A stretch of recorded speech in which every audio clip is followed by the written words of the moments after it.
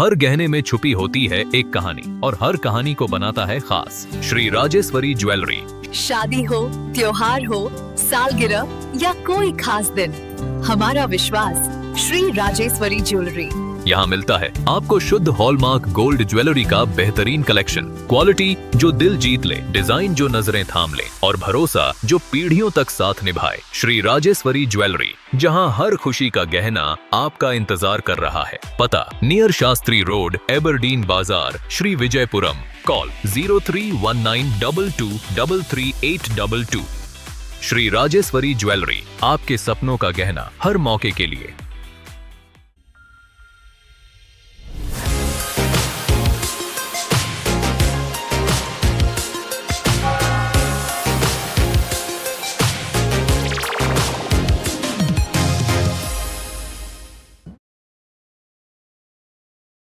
Andaman Nicobar Islands to the inaugural function of the 3-day training workshop on conservation and sustainable management of coastal and marine biodiversity of island ecosystem under the initiative Training of Personnel of Other Services, sponsored by the Ministry of Environment, Forests and Climate Change, Government of India.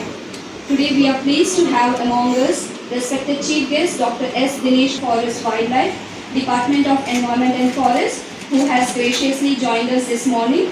Distinguished invited guests, esteemed participants, respected media representatives, and my dear colleagues. I sincerely thank each one of you for accepting our invitation and graciously sparing your valuable time to attend this training workshop.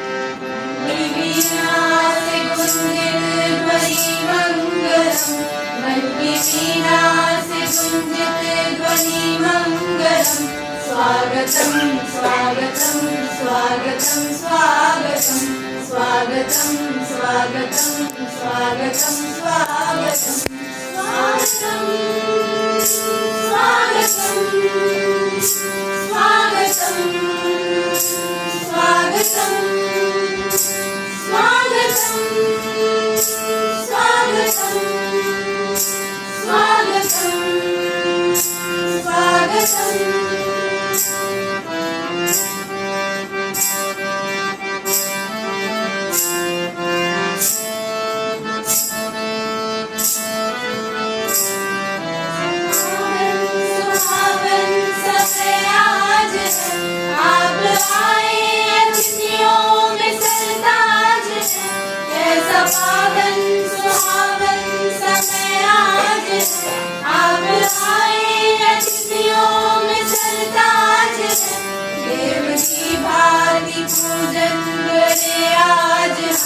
देव की भारती पूजन करे आज हम। स्वागतम स्वागतम स्वागतम स्वागतम स्वागतम स्वागतम स्वागतम स्वागतम। Chief guest of the inaugural function, Dr. Dinesh Kannan, IFS, Chief Conservator of Forest Wildlife, Department of Environment, Forest, Andaman Nicobar Islands. Participants, my colleagues, media representatives, ladies and gentlemen. I, on behalf of Zoological Survey of India, welcome you all to the inaugural function of 3-day training workshop on conservation and sustainable management of coastal and marine biodiversity of island ecosystem. Sir, this training course sponsored by Ministry of Environment, Forest and Climate Change, Government of India, under the Forestry Training and Capacity Building. This course for Group B officer of Andaman Nicobar Islands, other than Department of Environment, Forest, particularly for other services. We have one more course in the end of the month, that for Group B Class 1 officer. same set of objectives. Sir, we have sent a request for nomination of participants for various departments.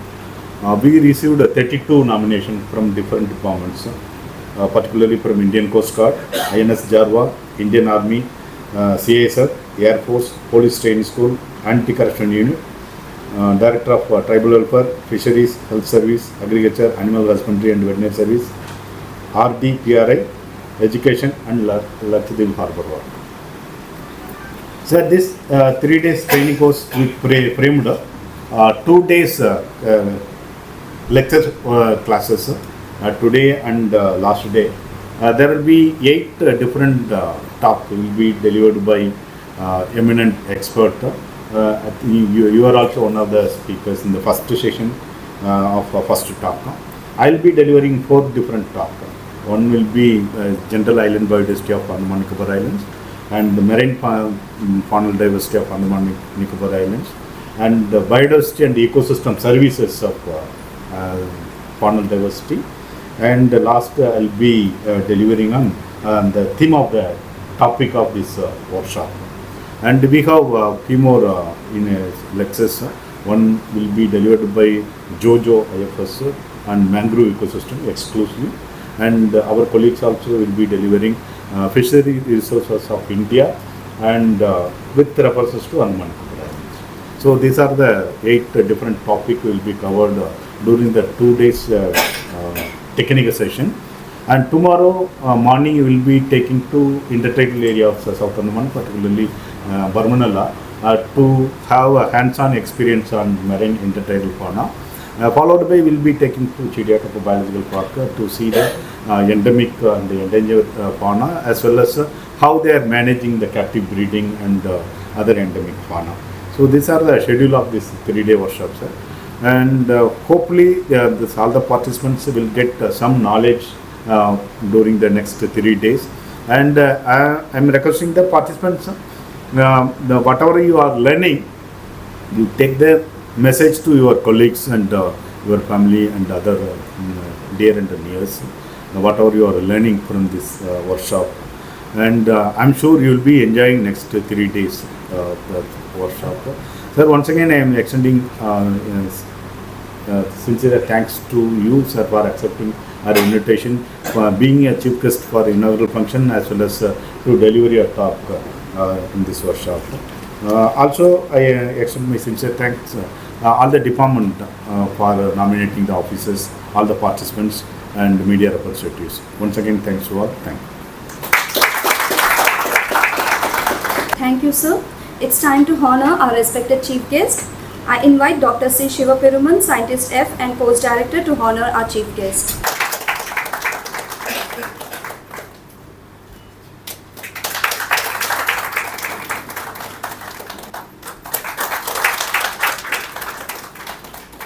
Dr. C. Shivaperuman, Additional Director, Andaman and Nicobar Regional Center, Zoological Survey of India, and the officials and officers from ZSI team, the participants from different departments of Andaman and Nicobar Islands, media, ladies and gentlemen, good morning to everyone.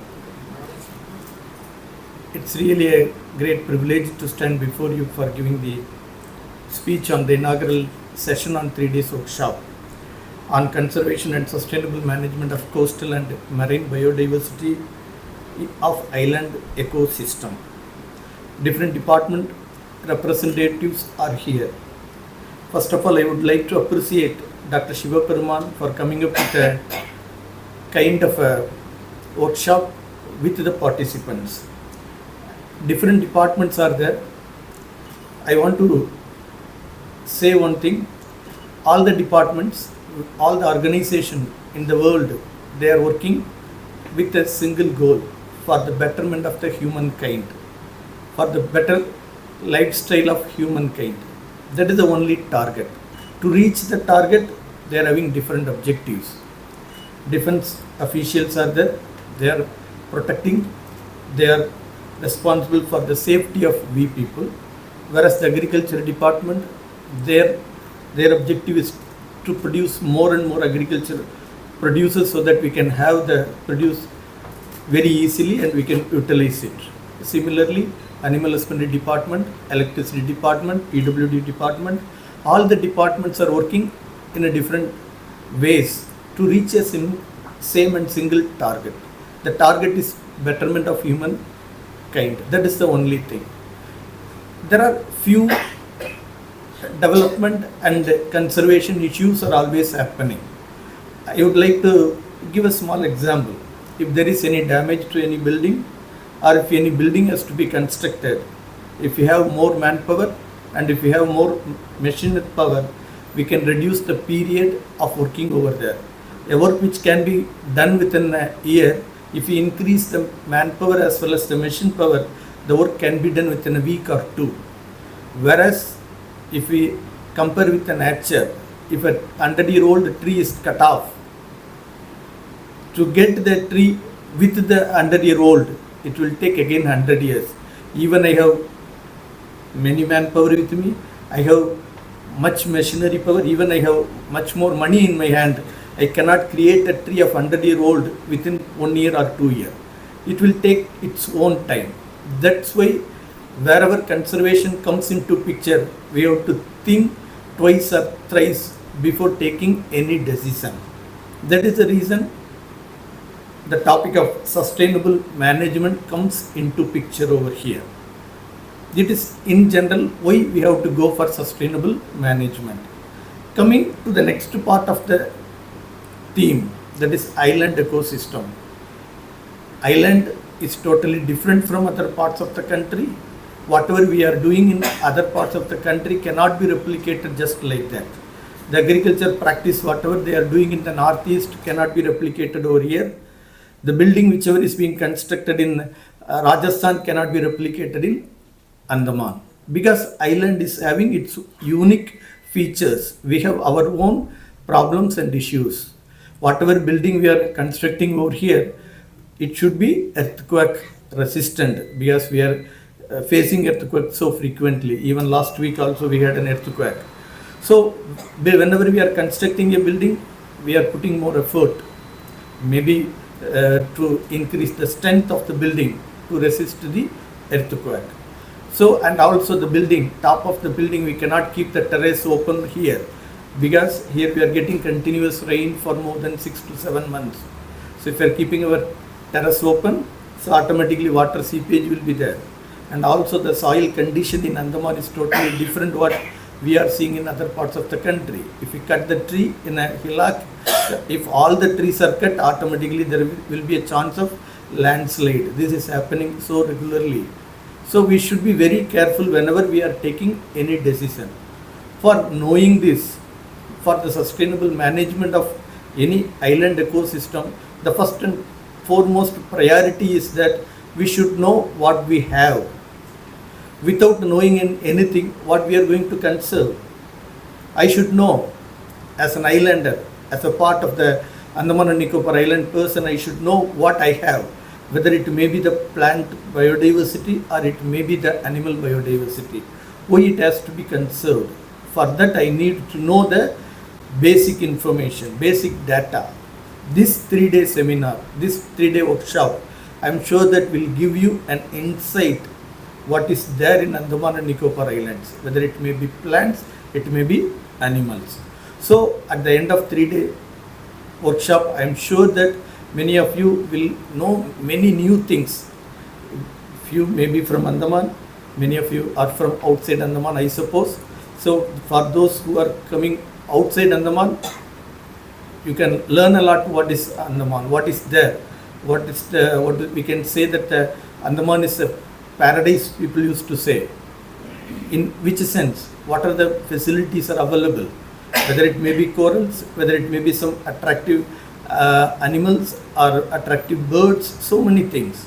So at the end of the session you will come to know, and also this information will surely help you when you are making any decision and when you are having a discussion with your higher officials in a meeting. Why we have to conserve the island? Why we cannot replicate whatever is happening in other parts of the country? Why we have to give some importance for conserving the island? so environment as a whole. So that thing will give some idea, this workshop. So you keep that information with you, and I urge every one of you to actively participate in each and every session. Even in the field visit also you will be going. You can raise so many questions with the people whomsoever is accompanying you, so that you get yourself updated. Because many of you are from totally different departments. It is also an occasion for you among yourself. You can discuss what agriculture is doing. Maybe ALHW may not be knowing it. What ALHW is doing, Animal Husbandry Department may not be knowing. Officials from different departments are there. This is also an opportunity for you to speak among yourselves, to get accustomed to what is happening within the departments and how effectively we can take a concrete solution whenever it comes to the paper. So in that way, whenever a decision is to be taken, you have to keep the conservation also in mind. Development and conservation, always they go together. In the point of development, we should not lose anything in the island ecosystem, because island is very small, it is a fragile ecosystem. If any damage is happened is happened. Many of the damages will become irreversible damage. We cannot take them back. So we should be very careful whenever any development project is happening. So even more money is to be utilized. If you are having some alternate route for carrying out the activity, development activity, that can be taken up. In the name of cutting off short of expenditure, we should not lose our environment. So with these words, once again I urge you to participate the 3-day workshop with your personal enthusiasm and interest. Again, I would like to thank Dr. Shiva Perumal for giving me the opportunity to speak in front of you in the inaugural session. Thank you very much. Good morning, everyone. It's my privilege to propose vote of thanks and acknowledge the presence of the graceful audience gathered here for the inaugural function of 3-day training workshop on conservation and sustainable management of coastal and marine biodiversity of island ecosystem. I, on behalf of Zoological Survey of India, Andaman Nicobar Regional Centre, Port Blair, extend my heartfelt gratitude to our esteemed chief guest, Dr. S. Dinesh Kannal, IFS Chief Conservator of Forest Wildlife, Department of Environment and Forest, for gracing this occasion and enlightening all of us with his inspiring words. Thank you, sir. I would like to offer a profound thanks to all the participants who have come from different parts of the islands. We hope that you gain valuable insights and connections from this training program.